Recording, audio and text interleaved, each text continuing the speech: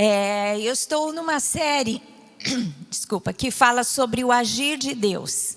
E hoje a palavra fala sobre o tempo do agir de Deus. E é incrível como nós precisamos de ter entendimento espiritual para que possamos saber como Deus age no tempo e o tempo em que Deus irá agir. O salmista, lá no capítulo 38, versículo 22, ele diz assim para Deus: apressa-te em socorrer-me, Senhor, salvação minha. Aqui ele claramente está dizendo: Senhor, eu preciso de urgência no seu agir. Então este é o tempo, venha me socorrer. Já lá em Abacuque 2, versículo 3, Deus dá a Abacuque uma visão. E ele diz assim: escreve sobre as tábuas. E o versículo diz assim: porque a visão está para cumprir-se no tempo determinado, mas se apressa para o fim e não falhará. Se tardar, espera-o, porque certamente virá e não tardará. Aqui Deus está dizendo para o profeta: olha, tem um tempo determinado para que a visão que eu te dei se cumpra. E depois ele usa como se fosse uma linguagem poética, dizendo assim: olha, se atrasar, mas se apressa para o fim e não falhará. Se tardar, se atrasar, espero, porque certamente virá e não tardará. Em outras palavras, não vai tardar, porque vai se cumprir no tempo já determinado por mim. Amém? Porque o tempo de Deus é determinado. Deus determina o tempo, as estações, não só na criação, mas também nas nossas vidas. Deus, quando criou, a natureza, Deus quando criou a terra, os céus e tudo aquilo que nós vemos e palpamos, a gente percebe que Ele fez através do tempo.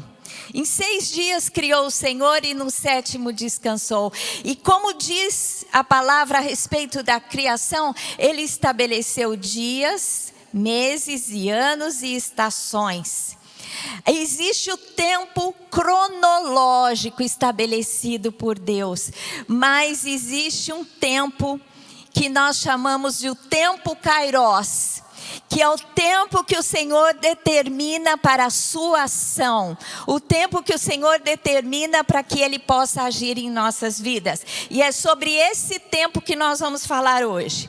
Em primeiro lugar, é importante que saibamos que o tempo é determinado. Diz lá em Eclesiastes 8:6, porque para todo propósito há tempo e modo, porquanto é grande o mal que pesa sobre o homem. Todo propósito de Deus em nossas vidas há um tempo determinado. Em primeiro lugar, é importante que saibamos que Deus, Ele não se adianta no tempo determinado. A gente usa muitas vezes essa expressão, não é? Que Deus se adianta, ou Deus se atrasa, ou apressa, Senhor. Mas nós temos que entender que a realidade espiritual nos ensina que Deus, Ele não se adianta. Embora algumas vezes nos pareça adiantado. Às vezes Deus age e você fala: não chegou o tempo. Eu não estava preparado. Eu fiz 2 lives. Sexta-feira eu fiz uma no YouTube. E ontem eu fiz uma no Instagram. E eu descrevi algumas situações que a Bíblia nos apresenta, que as pessoas interpretaram que Deus estava se adiantando no seu agir. Eu quero citar o exemplo sobre o juízo de Deus sobre a Babilônia. Vocês sabem que o Império Babilônico foi grande sobre a terra. E teve um determinado momento que Deus derramou do seu juízo sobre o povo de Israel, subjugando todo o povo ao Império Babilônico. E a gente sabe que houve 3 incursões sobre Canaã, sobre a terra de Israel, e Deus permitiu que o templo fosse destruído e fosse então deportados os principais nobres de Israel para a Babilônia. Mas quando Deus leva o povo cativo, ele diz o tempo que seria levado, diz o tempo que o povo voltaria, depois de 70 anos. E quando estava para terminar aquele tempo de 70 anos que o povo teria que ficar cativo, profetizado por Jeremias, Deus então diz que derramaria juízo sobre a Babilônia, que a Babilônia iria cair. E quando a Babilônia caiu, quem estava reinando sobre a Babilônia era Belsassar. E Belsassar era neto de Nabucodonosor. Porque Nabucodonosor reinou sobre a Babilônia, depois veio Nabonido, o seu genro, e depois Belsassar, o seu neto. E Belsassar, ele foi um péssimo governante. Mas além de tudo, ele foi tremendamente maldoso, orgulhoso. Ele não se rendeu a Deus, embora tenha presenciado tudo que Deus fez através de Nabucodonosor, porque a gente entende que Nabucodonosor foi tratado por Deus até que ele reconhecesse que o Deus Criador, o Deus único era o Senhor Deus. Mas Belsassar não, Belsassar ele não se rendeu a Deus. E o Senhor então trouxe juízo sobre ele. Vocês lembram daquela história que Belsassar deu uma grande festa? E no meio da festa ele ficou tão empolgado, provavelmente depois de encher a cara de muito vinho, e mandou trazer os utensílios de ouro e de prata do templo de Jerusalém, que havia sido levado por Nabucodonosor.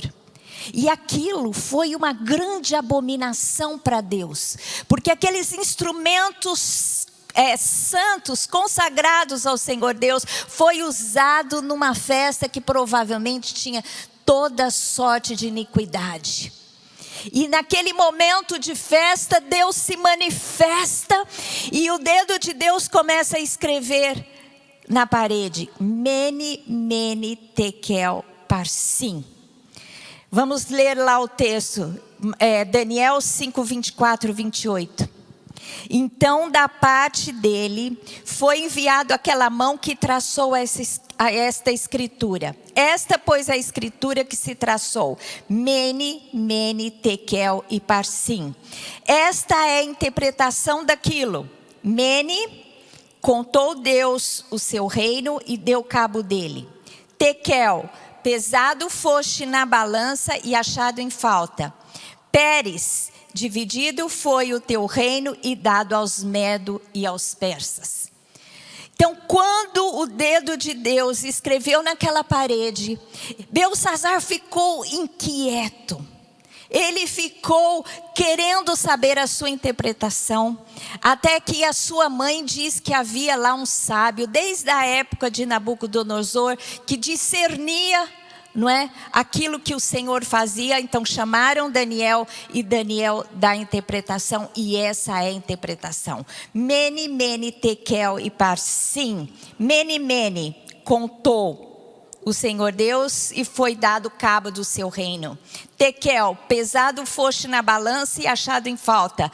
Pérez ou Parsim, dividido foi o teu reino e dado aos medos e aos persas, né? Aqui, eu para decorar, decorei a palavra em inglês, né? Counted, weighted and divided.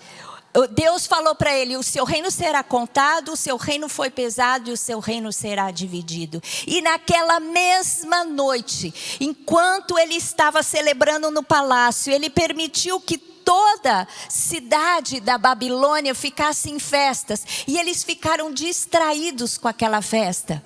E lá estava o exército medo-persa, que desviou o curso do rio, que passava no meio da cidade, e desviou o curso para um lago, e no canal onde passava o rio, eles entraram E naquela mesma noite que Deus deu a sentença, se cumpriu a queda da Babilônia.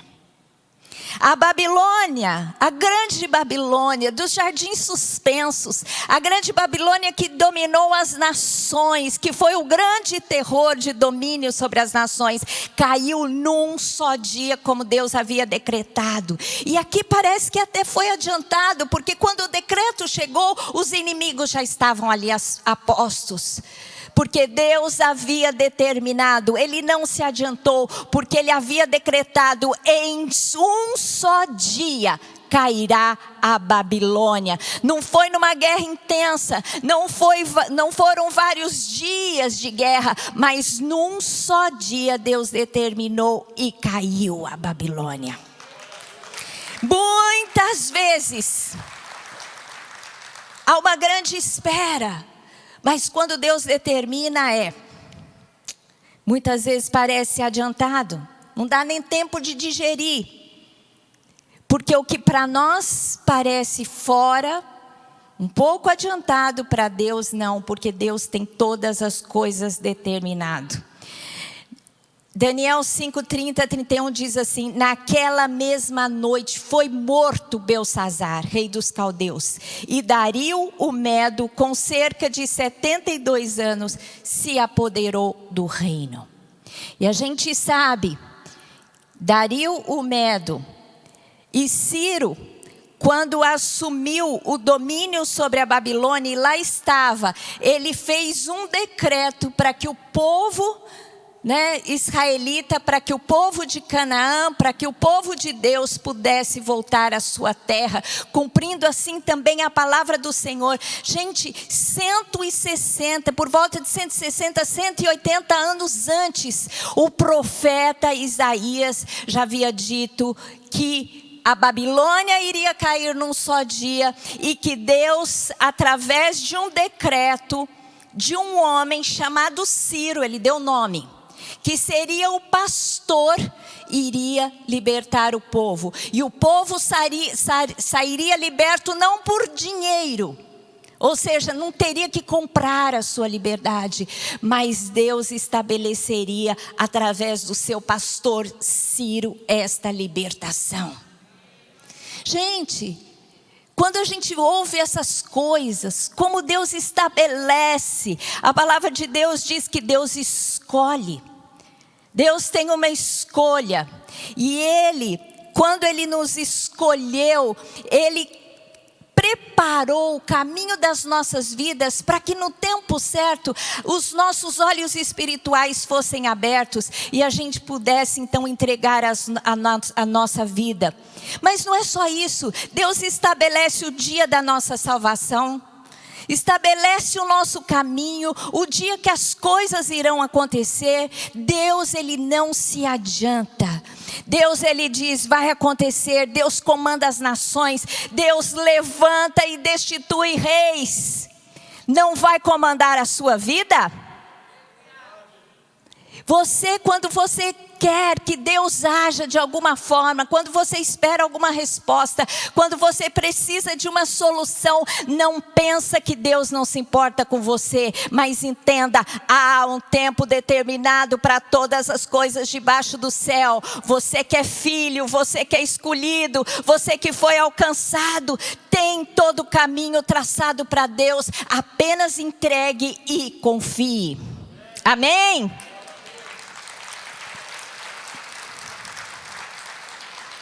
A gente pode pensar, puxa vida, mas Deus se adiantou quando levou Jesus com apenas 3 anos de ministério. Não é? Na nossa avaliação, apenas 3 anos. Jesus, com 30 anos, foi batizado por João Batista, o Espírito Santo veio sobre ele e ele inaugurou o seu ministério. Ficou 3 anos e foi morto, crucificado, ressuscitou e está à destra do Pai. Mas você pensa, puxa, uma coisa tão importante em apenas 3 anos. Pois em 3 anos, Jesus treinou 12. Um se perdeu, Mas eu creio que depois Deus levanta o outro, que foi o grande apóstolo Paulo aos gentios. Mas os 12 homens que passaram 3 anos com Jesus foram suficientemente treinados, e quando o Espírito Santo desceu sobre eles, eles foram capazes de perseverar, de levar o Evangelho aos confins da terra, de tal forma que hoje, em 2021, nós fomos alcançados no Brasil.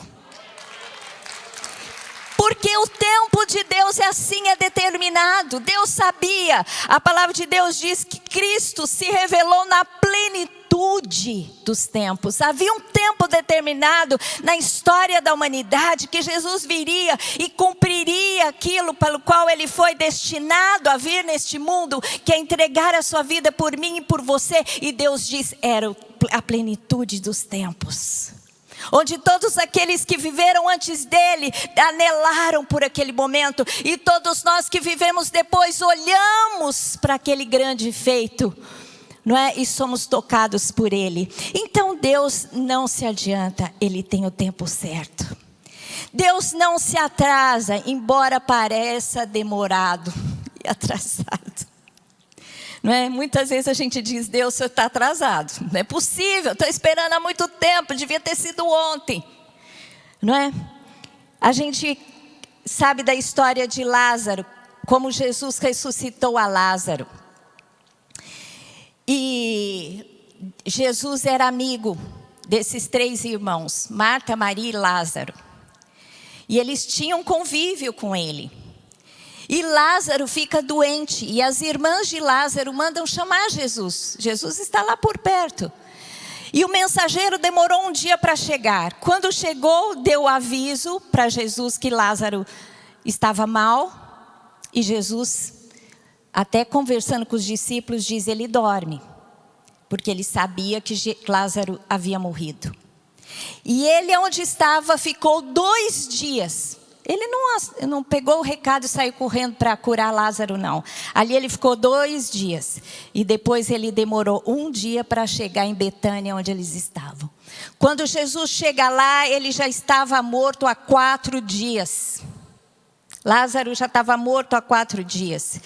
O versículo João 11:17 diz assim, chegando Jesus encontrou Lázaro já sepultado havia 4 dias. E quando Marta, a irmã de Lázaro, sabe que Jesus está chegando, correu até Jesus e disse assim, Senhor, se estiver aqui, não teria morrido meu irmão. Jesus, que pena, o Senhor chegou atrasado. Porque se o Senhor estivesse aqui, há 4 dias antes, não teria acontecido isso. Aí, ela volta, vai chamar Maria. Maria, quando chega até Jesus, o texto diz assim, quando Maria chegou ao lugar onde Jesus estava, ao vê-lo, lançou-se-lhe aos pés, dizendo, Senhor, se estiver aqui, meu irmão não teria morrido. Jesus, que pena, já era, chegou atrasado. Mas Jesus já havia dito para os seus discípulos, ele já sabia que Lázaro havia morrido. Quando Marta chega até Jesus e diz a ele, Jesus, o Senhor chegou atrasado. Jesus começa então uma conversa com ela e diz assim, Marta, mas eu vou ressuscitá-lo. Aí ela diz, Senhor, eu sei que o Senhor há de ressuscitar a todos nós no último dia. Ela estava pensando na ressurreição final. Aí Jesus falou, não é a ressurreição final, eu vou ressuscitá-lo hoje, agora. Aí Marta diz assim, Senhor, eu sei que tu és o Messias enviado por Deus. Eu fico imaginando aqui, eu procurei várias interpretações, não achei nenhuma que fosse plausível, para saber se ela de fato tinha entendido o que Jesus disse para ela. Porque ela não respondeu sim, olha, então me alegrou, ficou espantada. Ela disse, não, eu reconheço que o Senhor é o enviado. Essa afirmação significava que ela cria que a ressurreição ia acontecer? Ou ela não entendeu o que Jesus quis dizer? O fato é que ele respondeu o que faria. Maria, quando vai aos pés de Jesus, não é?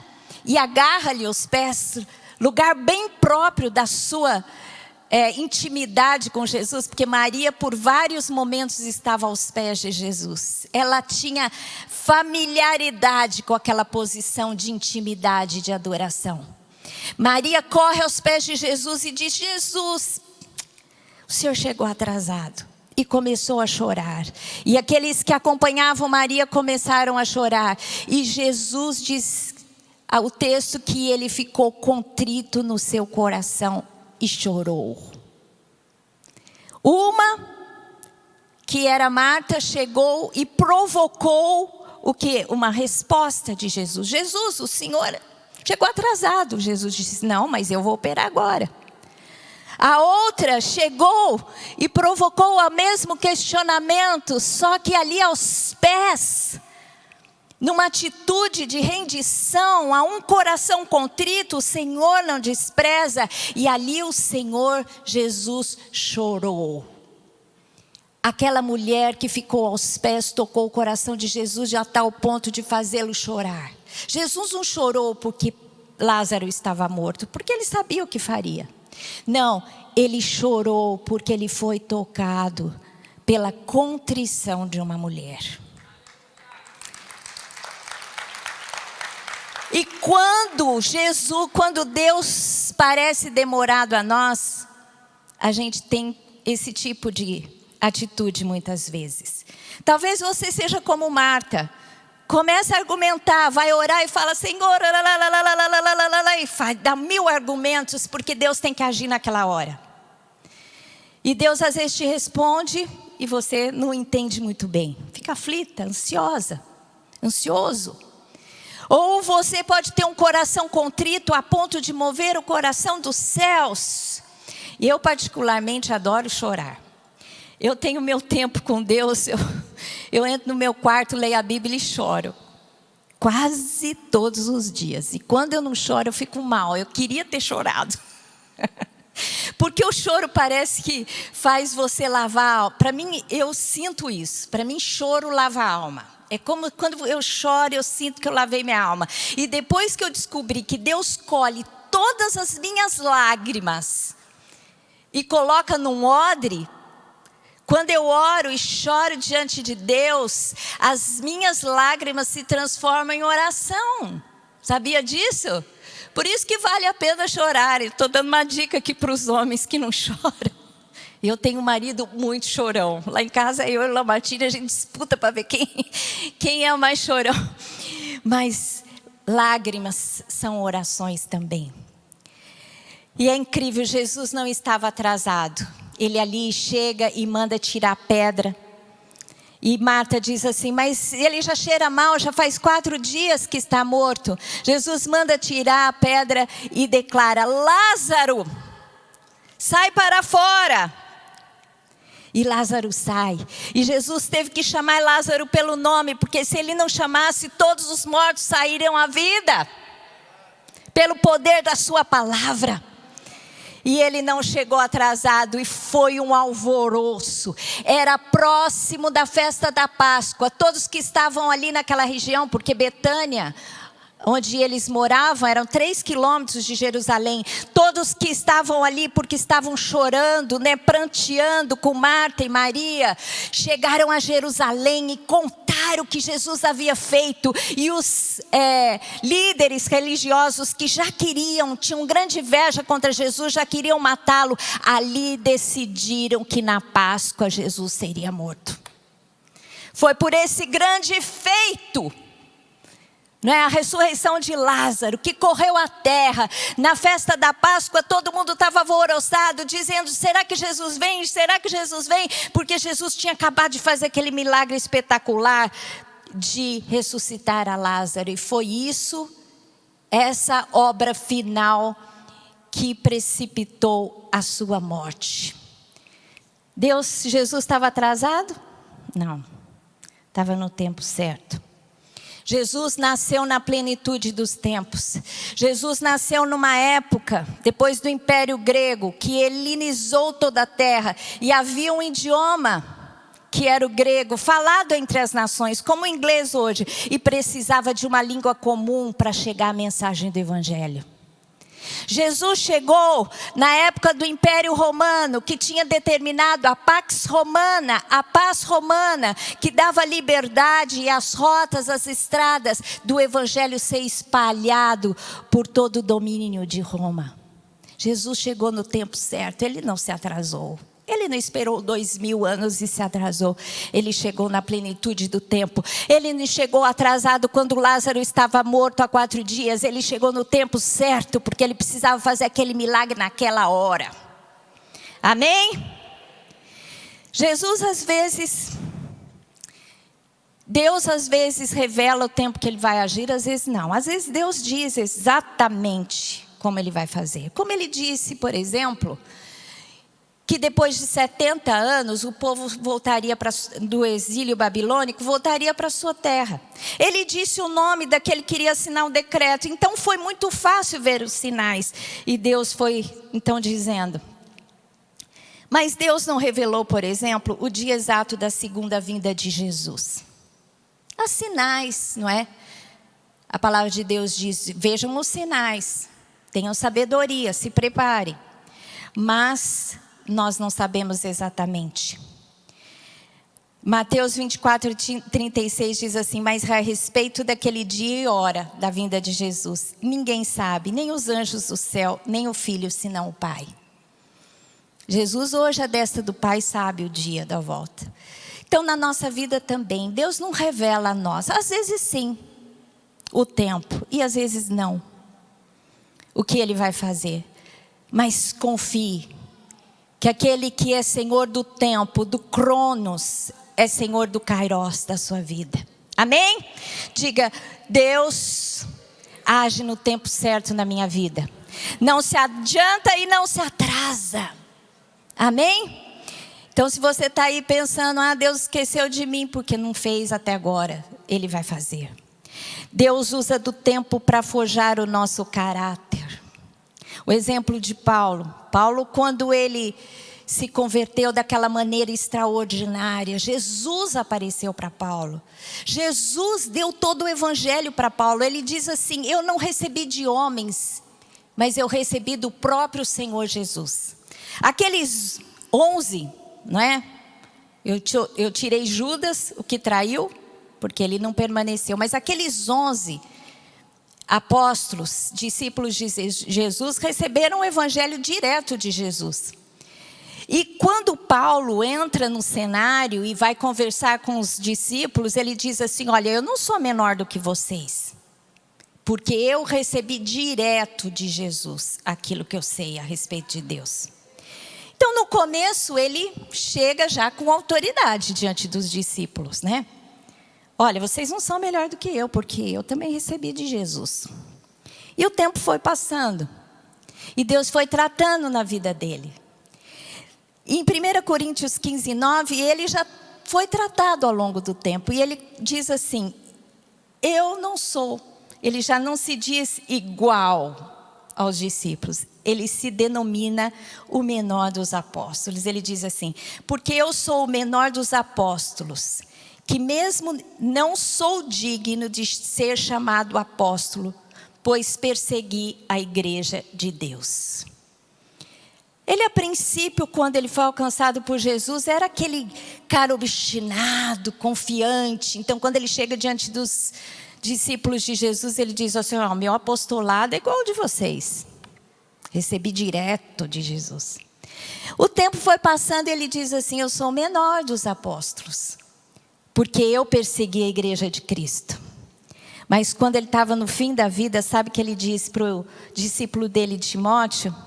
Ele disse assim, eu sou o pior pecador. E a palavra de Deus lá em 1 Timóteo 1,15 diz assim, fiel à palavra e digna de toda aceitação, que Cristo Jesus veio ao mundo para salvar os pecadores, dos quais eu sou o principal. O tempo foi forjando a humildade no caráter de Paulo. Depois de muitos açoites, depois de naufrágios, depois de apedrejamento, depois de muito trabalhar para Cristo, e Jesus disse que ele seria, digamos assim, sujeito a todos esses tipos de dificuldade. Depois de tudo isso, com o passar do tempo, ele teve o seu caráter totalmente transformado. Porque eu e você, nós precisamos do tratamento de Deus. A nossa natureza humana muitas vezes nos leva ao orgulho, não é? A autoconfiança, a autodependência, mas o tempo vai tratando e vai forjando em nós o caráter de Cristo, não é? Eu quero citar uma situação aqui no nosso ministério, quando a gente estava na Imperatriz Leopoldina. A gente estava exercendo o ministério, pedindo a Deus para nos abençoar, e a igreja cresceu muito, e sempre lotado. A gente fazia eventos, não tinha nem como andar no templo, ficava tão lotado. E a gente fez uma campanha. Lamartine falou, vamos fazer uma campanha para levantar dinheiro para a gente mudar. E fizemos a campanha e levantamos uma grande quantia de dinheiro e saímos procurando o lugar para a gente ficar, achando que agora é o tempo. Demorou 7 anos para a gente sair daquele lugar. 7. Gente, a gente procurava, achava um lugar, achava que ia fechar o contrato, não dava certo. Era cada situação que você falava, não é possível que Deus não quer nos abençoar. Mas no tempo certo, Deus abriu esse local aqui. Os principais lugares desse bairro estão na mão de uma família só, e eles não alugavam para a igreja. Então não tinha conversa, a gente queria ficar aqui, não achava lugar nenhum. Os preços eram exorbitantes, a gente não tinha como pagar. Quando nós viemos para esse local aqui, que nós alugamos aqui e ali, era uma concessionária de carros, que a concessionária saiu daqui. E naquele tempo foi aquela grande crise financeira que os aluguéis caíram pela metade. E Deus falou com Lamartine quando foi para mudar, ofereça metade, 50%. E eles vão aceitar. E eles aceitaram. 7 anos depois, Deus trabalha na nossa vida, às vezes com longa espera e às vezes num piscar de olhos. Porque Ele quer forjar o nosso caráter, mas Ele quer forjar a nossa fé também. A palavra de Deus diz que a fé é a certeza das coisas que... Das coisas que... A espera passa pelo tempo. A fé é forjada no tempo da espera. Por isso que Deus sabe o tempo certo de agir nas nossas vidas. Ele forja a nossa fé. Você tem que perseverar. Deus falou, vai fazer, então você fica firme até acontecer. O grande pai da fé, o casal considerado pais da fé, Abraão e Sara, tiveram que esperar 25 anos, quando Deus falou a primeira vez que ele seria pai de uma grande nação, pai de nações, eles tiveram que esperar 25 anos. E Deus foi trabalhando na vida deles e a sua fé foi aumentando. E quando Deus então pede o filho Isaque como sacrifício e Abraão é capaz de entregar, Deus diz a respeito da sua fé, que ele foi justificado pela fé, porque a sua fé foi trabalhada no tempo da espera. Amém? A fé em Deus inclui a fé no tempo de Deus. Você pode repetir comigo? A fé em Deus inclui a fé no tempo de Deus, no seu tempo. Creia que Ele tem domínio e que o seu tempo é melhor para a sua vida. E eu quero terminar essa palavra dizendo: confie no tempo de Deus. Confie no cuidado de Deus. Sempre confie em Deus. Porque todas as coisas cooperam para o bem daqueles que amam a Deus. Todas as coisas cooperam para o seu bem. E o tempo de Deus agir na sua vida é o tempo, é o melhor tempo, é o tempo exato, é o tempo determinado que vai produzir o melhor da sua vida. Amém? Glória a Deus. Feche os seus olhos agora. Eu gostaria de orar por você. Você que está esperando no Senhor. Você que está buscando o Senhor. Você que quer compreender o agir do Senhor. Deus tem o tempo determinado. Tem tempo determinado para a história da humanidade. Deus tem tudo escrito. Deus tem tempo determinado para a história das nações. Deus tem a sentença para cada uma delas. Deus tem tempo determinado para a minha vida e para a sua. Você não é grande demais ou pequeno demais que Deus não se importe com você. Que Deus não tenha estabelecido o melhor tempo para você. Amém? Apenas confie no tempo de Deus, confie no cuidado de Deus. Sempre confie em Deus. Eu quero orar agora por sua vida. Para que você entregue o seu caminho ao Senhor. Entregue o seu coração ao Senhor. Confia nele. E tudo ele fará no melhor tempo para a sua vida. Eu gostaria que você orasse comigo. Põe a mão no seu coração. E faça essa oração de entrega. Diz assim: Senhor Deus, eu entrego a minha vida ao Senhor. Eu entrego o meu coração. Eu entrego toda a minha ansiedade. E eu declaro agora que eu confio em Ti. Eu tenho fé no Senhor, que tem o melhor para mim, no melhor tempo. Senhor Deus, eu quero Te pedir perdão por todo o meu pecado, por toda a transgressão à Tua vontade.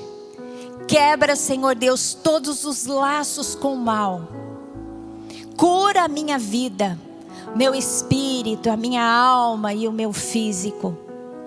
Eu me entrego agora, o meu caminho ao Senhor. Eu confio no Senhor. Toma, Senhor Deus, agora o Teu comando em Cristo Jesus. Amém.